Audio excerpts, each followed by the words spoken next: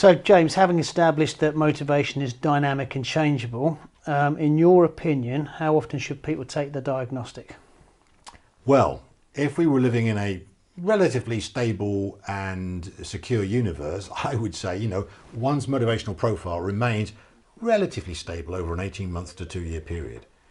But in a period of intense change and uncertainty, like we're in now under COVID, for example, where the whole world is being turned upside down, where people's job security is being threatened, I would say companies that wish to really get the best out of their staff, who wish to retain their best staff and wish to understand what is going on with their staff, would actually run the maps every 3 months or so. Yeah, I think I'd agree with that. And I think also, we've had the pandemic, we're coming out of it, but I think we live in a disruptive world now anyway, where things are changing all the time.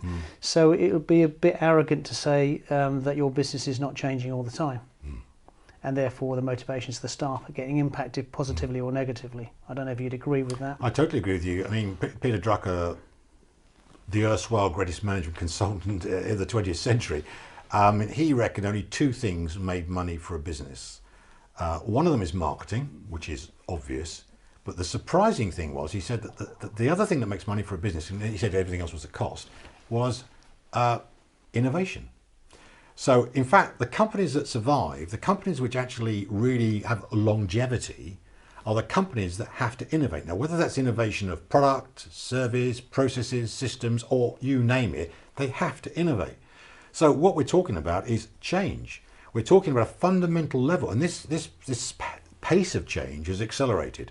So we really now, more than ever, need to understand what our staff are feeling, how motivated they are, and what is motivating them, if we are going to get on top of really deploying them effectively. In other words, managing them effectively, leading them effectively. Yeah, I'd agree. I think you have to be empathetic to the change and people's response to the change. Some people will like it, but most companies now have to be agile in order to survive. Exactly. And it's not going to go away after COVID. No. It's going to be increased, I think. No, absolutely. One of the things that's come to me is a sort of HQ for motivational maps is, we've got over 800 coaches, consultants and trainers in 15 countries who use our product. This COVID has completely changed it, and the number of coaches have said to me, "I've had to change my business model now."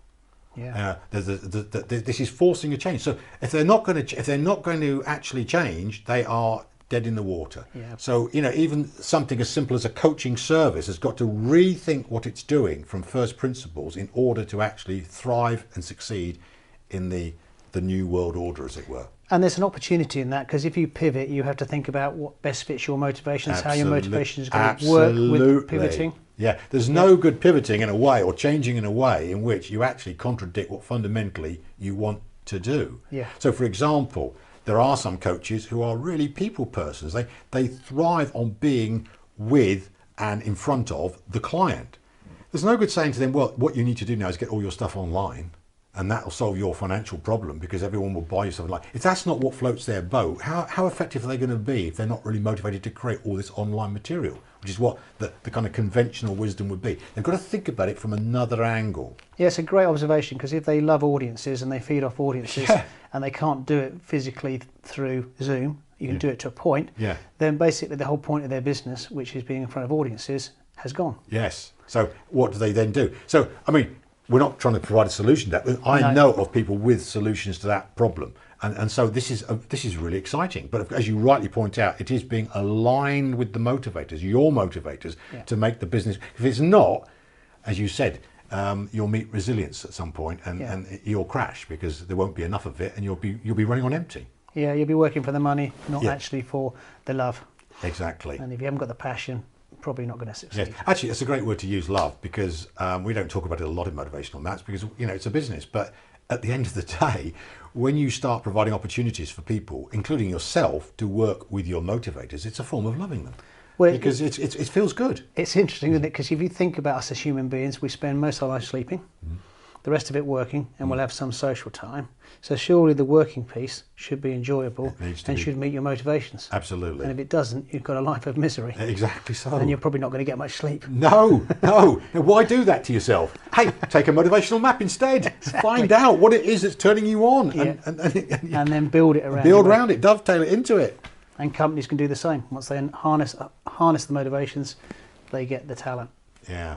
Well, I think we're agreeing here, Steve. I think we're on that. On the same page. We might be onto something. Yeah, we might be. Let's hope the world can catch up with us. Let's hope so. Let's hope so.